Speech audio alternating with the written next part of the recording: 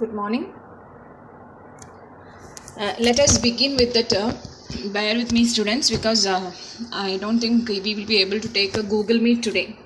So, Ranjini Miss will be continuing with the Google Meet, and I'll be continuing with the video lessons. Okay, and we shall meet for 10 minutes every day, either at any time. Okay, so let me ask you, what is accounting? What are the basics of accounting? So it is a well-known definition that what you have studied. Accounting is the art of, yes, it is the art of recording. Clear? It's the art of recording. Those persons who are not aware with accounting can listen. It's the art of recording, classifying, right? Classifying and summarizing.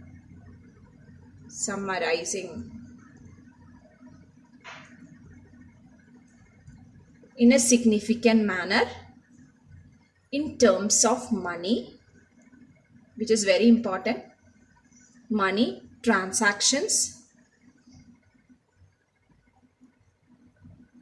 and events which are in part at least of a financial character. So remember, financial character is important here. Financial character and interpreting the results thereof. Clear? So what do you mean by this? That's what we are going to discuss today. Accounting is the art of recording. What is recording? So if any transactions takes place, suppose we purchased an asset, company A purchased an asset worth rupees 50,000. What we have purchased? Asset worth rupees 50,000 in cash. So what is coming into the business? It is the asset which is coming into the business. What is going out? Cash is going out. So I can say that what is coming in must be debited and what is going out must be credited. Debit what comes in and credit what goes out. Right? The real account rule. So that must be recorded properly. So recording is the first aspect of financial accounting. So in the journal entry, this must be properly recorded. And I'll show you how this recording is happening. First entry, asset account. Suppose you are purchasing machinery. Machinery account debtor. Right? Machinery account debtor to cash. You are paying the cash amount. 50,000. This is the format of journal entry. And debit 50,000. So always remember that what is going out need to be credited. What is coming in need to be debited. Clear? Debitന്റെ രണ്ട് aspects ആണ് അക്കൗണ്ടിങ്ങിൽ ഉള്ളത്. ഈ രണ്ട് ആസ്പെക്ട്സും workout ചെയ്യണം. ഒരു ട്രാൻസാക്ഷന് രണ്ട് ആസ്പെക്റ്റും ഉണ്ടാവണം. ഇഫ് ഒരു ഇൻഫ്ലോ ഉണ്ടെങ്കിൽ there must be N appropriate outflow also. അല്ലാതെ ഇത് എങ്ങനെയാണ് കൊടുക്കുന്നത് എന്നുള്ളൊരു ധാരണ ഇല്ലാതിരിക്കരുത്. So this must be recorded in the journal entry. As a journal entry, that is the basic purpose of recording. Clear? So ഇതാണ് അക്കൗണ്ടിങ്ങിന്റെ first aspect. നമ്മൾ കൃത്യമായി record ചെയ്യുക. Personal, real, nominal 3 type of accounts Ranjini teacher എടുക്കുന്നുണ്ടാവും. I'm dealing with the debit and credit aspect. So we have recorded. Clear? And now you need to classify this. അപ്പോൾ നമുക്കറിയാം ഒരു machinery account debtor to cash. ഇനി suppose നമ്മൾ salary കൊടുത്തു എംപ്ലോയീസിന്. Salary എന്ന് പറഞ്ഞ ഹെഡ് എന്താ സാധനം? It is expense. Clear? Salary is an expense. Salary, all the expenses need to be debited and salary need to be debited. Salary account debtor. എങ്ങനെയാണ് salary കൊടുത്തത്? It is by means of cash to cash account. ഇപ്പോൾ daily നമ്മൾ record ചെയ്യുമ്പോൾ നമുക്ക് ഒരുപാട് cash നേച്ചറിലുള്ള transactions വരും. നമുക്ക് ഒരേ അക്കൗണ്ടിലേക്ക് വരുന്ന കുറേ ട്രാൻസാക്ഷൻസ് ഉണ്ടാവും. അപ്പോൾ at the end of 1 week if you are asked what is a cash balance you have, അപ്പം നമ്മൾ എന്താ ചെയ്യുക, ഓരോ ജേർണൽ എൻട്രി എടുക്കും. ആ ജേർണൽ എൻട്രിയിൽ ക്യാഷ് വന്നോ പോയോ എന്നറിഞ്ഞ് നമ്മൾ എത്ര രൂപ ഇപ്പോൾ ക്യാഷ് കയ്യിലുണ്ട് എന്ന് ചോദിച്ച ക്വസ്റ്റിന് ആൻസർ കൊടുക്കാൻ it will be very difficult. Clear? So there starts the purpose of what? Purpose of classifying, I can say. Clear? ഇപ്പോൾ ക്ലാസിഫയിങ് എന്ന പർപ്പസ് അവിടെ വരികയാണ്. ക്ലാസിഫയിങ് എന്ന് പറയുമ്പോൾ you are preparing accounts, T-shaped account നമ്മൾ പ്രിപ്പയർ ചെയ്യാണ്. അതാണ് ക്ലാസിഫയിങ് എന്ന നേച്ചർ.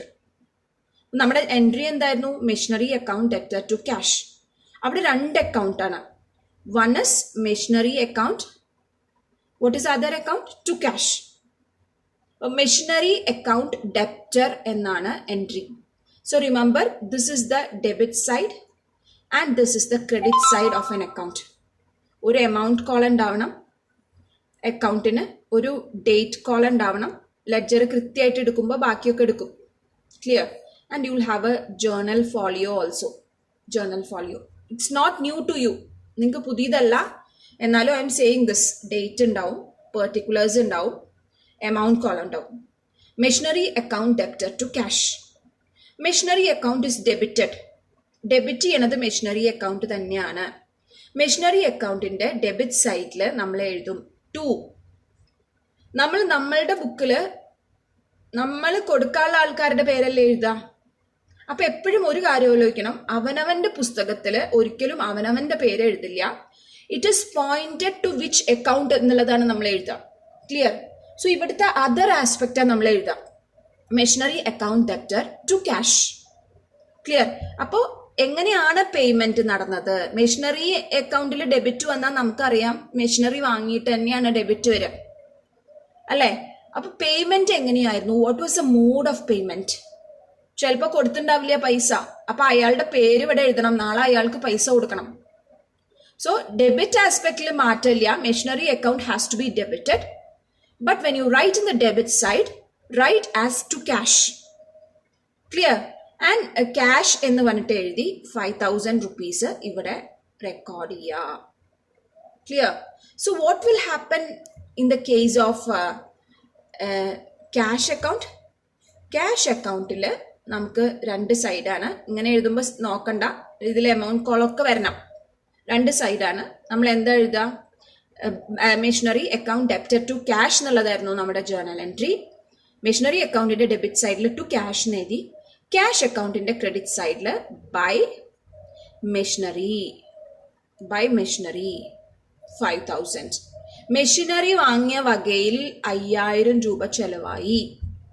ക്യാഷ് ബുക്ക് അക്കൗണ്ടിൽ എപ്പോഴും ഡെബിറ്റ് സൈഡിൽ റെസീപ്റ്റ്സും ക്രെഡിറ്റ് സൈഡിൽ പേയ്മെന്റ്സും ആണ് എഴുതുക. ഇതൊക്കെ ഞാൻ വീണ്ടും റിപ്പീറ്റ് ചെയ്ത് തരാം. ദിസ് ഇസ് ദ ഡെഫിനിഷൻ പറയുമ്പോൾ ഞാൻ കുറച്ച് കാര്യങ്ങൾ പറയാം. And this process of subdividing the journal entry, നമ്മൾ ആദ്യം എഴുതിയ ജേർണൽ എൻട്രീനെ ഓരോരോ അക്കൗണ്ടിലേക്ക് മാറ്റുന്ന പ്രോസസ്സിനെയാണ് നമ്മൾ ക്ലാസിഫൈങ് എന്ന് പറയാം. Clear? So this is classifying. ഇനി ഇങ്ങനെ ക്ലാസിഫൈ ചെയ്ത അക്കൗണ്ട്സ് എന്താ ഉണ്ടാവുക? ഇവിടെ നമ്മൾ പല രീതിയിൽ പൈസ ചെലവാക്കിയിട്ടുണ്ടാവും. By salary, by wages. ഇപ്പോൾ സെയില് നടന്നു, നമുക്ക് ക്യാഷ് കിട്ടിയിട്ടുണ്ടാവും. Clear? Cash account debtor to sales.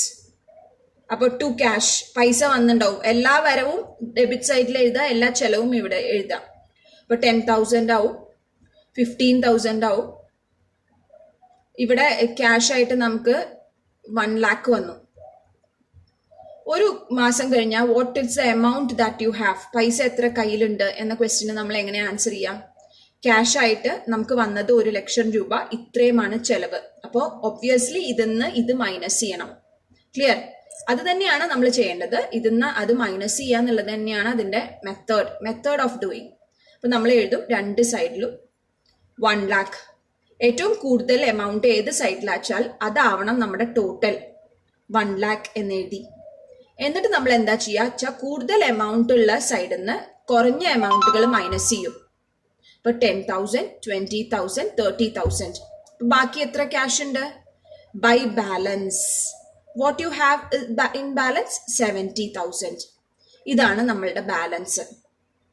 ഇപ്പൊ നമ്മൾ ക്യാഷ് അക്കൗണ്ടിൽ വാട്ട് എമൗണ്ട് യു ഹാവ് എന്നുള്ള ക്വസ്റ്റ്യന് എന്താ ആൻസർ പറയാ? This is 70,000. So this is known as summarising. Clear? Are you clear with the 3 aspect of accounting? അപ്പൊ നമ്മൾ സമ്മറൈസ് ചെയ്തിട്ട് നമ്മൾ പ്രിപ്പയർ ചെയ്യുന്ന സാധനത്തിനെ നമ്മൾ ട്രയൽ ബാലൻസ് എന്നാ പറയാ. That will be told to you in a later day. So മനസ്സിലാക്കേണ്ട ഒരു കാര്യം, there are 3 aspects: recording, classifying, summarising. In a significant manner എല്ലാം നല്ല പ്രോപ്പർ ആയിട്ട് ചെയ്യണം. ഇൻ ടേംസ് ഓഫ് മണി, പൈസയുടെ ബേസിലാവണം ട്രാൻസാക്ഷൻസ് ചെയ്യണത്. In terms of money, transactions and events which are in part at least of a financial character. Financial allada വേറൊരു aspect ആവരുത്. Marketing aspect ഒന്നും വന്നാൽ it cannot be recorded. വെറുതെ ഒരു service ചെയ്ത് കൊടുത്താൽ it cannot be recorded. And interpreted. Clear? And interpreting the results thereof. അങ്ങനെ interpret ചെയ്യണേന് നമ്മൾ പ്രിപ്പയർ ചെയ്യണ അക്കൗണ്ട്സ് ആണ്. U prepare finally 2 type of accounts: profit and loss account and balance sheet, which will show the position of the company. Company the profit and loss for 1 year, and the balance sheet shows the position of the company. Company ke asset ano liability ano kudal. So this is the definition of accounting. So today we have seen only the definition of accounting.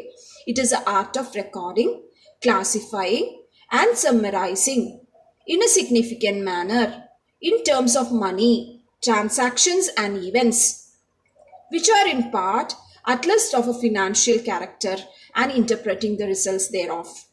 Is it clear for you? Videos short ആണ്. Short videos ആയിട്ട് ഒന്നും വിചാരിക്കേണ്ട. കാരണം Google meet നടത്തുന്ന പോലെയല്ല, ഇതിന് തന്നെ GB ഒരുപാട് എടുക്കും. അപ്പൊ നമ്മളോട് പ്രത്യേക ഇൻസ്ട്രക്ഷൻസ് ഉണ്ട്. മാക്സിമം 15 minutes വീഡിയോ ആണ് നമുക്ക് ഇടാൻ പറ്റുള്ളൂ. ഒട്ടും പോർഷൻസ് കഴിയാത്ത സമയത്ത് നമ്മളുടെ ക്ലാസ് സ്റ്റാർട്ട് ചെയ്താൽ maximum it can be half an hour, but not more than that. അത് ഗവൺമെന്റ് റൂളാണ്. കാരണം 2 GB കൂടുതൽ എല്ലാ സബ്ജക്റ്റും കൂടിയിട്ട് നിങ്ങൾക്ക് ഡൗൺലോഡ് ചെയ്യാൻ പറ്റില്ല പലർക്കും. ആ ഒരു ഇഷ്യൂ ഉള്ളത് കൊണ്ടാണ് ഇന്ന് നമ്മൾ ഇൻട്രൊഡക്ഷൻ മാത്രം എടുക്കണത്. ഇനി ടീച്ചറോട് ചോദിക്കട്ടെ, ടീച്ചർ ഏതൊക്കെ പാർട്ടാണ് എടുക്കണത്, അതിനനുസരിച്ചിട്ട് കണ്ടിന്യൂ ചെയ്ത് പോവാം. Okay, take care, bye bye.